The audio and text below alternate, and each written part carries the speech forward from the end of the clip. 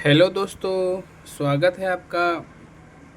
आइए हम पढ़ते हैं भारतीय अर्थव्यवस्था की जो प्रमुख समितियां थीं और उन समितियों के बारे में देखते हैं कि कौन सी समिति में क्या किया गया है, किसको बढ़ावा दिया गया है, उस पर हम चर्चा करते हैं। और आइए हम देखते हैं और हम पढ़ते हैं भारतीय अर्थव्यवस्था की प्रमुख समितियां।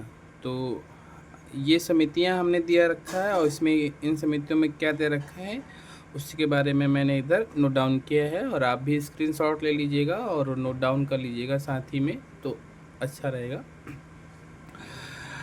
आबिद हुसैन समिति, तो ये लघु उद्योग को बढ़ावा इसने दिया। और महाजन समिति ये चीनी उद्योग से संबंधित थी।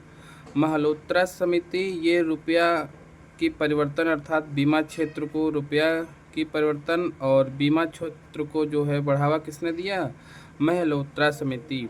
और दूसरी हम देखते हैं दत्त समिति, तो ये है औद्योगिक लाइसेंस जो बनते हैं, तो ये कौन सी समिति थी? तो ये दत्त समिति थी।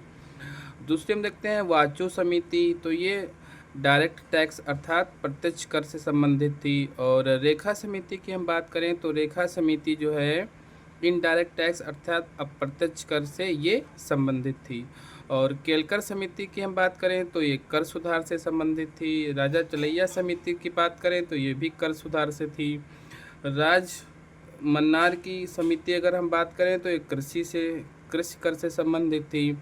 रंगराजन समिति भुगतान संतुलन से संबंधित थी। कितनी बार ये क्वेश्चन पूछा जा चुका है। रंगराजन समिति भुगतान संतुलन से थी। नरसिंह समिति ये बैंकिंग सुधार से थी। गोई पोइया समिति ये बैंकिंग सुधार से थी। सरकारिया समिति ये केंद्र राज्य संबंध से संबंधित थी।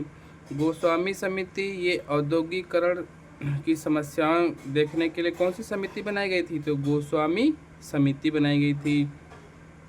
जानकी रमन समिति ये शेयर घोटाले जो होते थे उसकी जांच पड़ताल के लिए बनाई गई थी। शेयर घोटाले की जांच पड़ताल के लिए जानकी रमन समिति बनाई गई थी।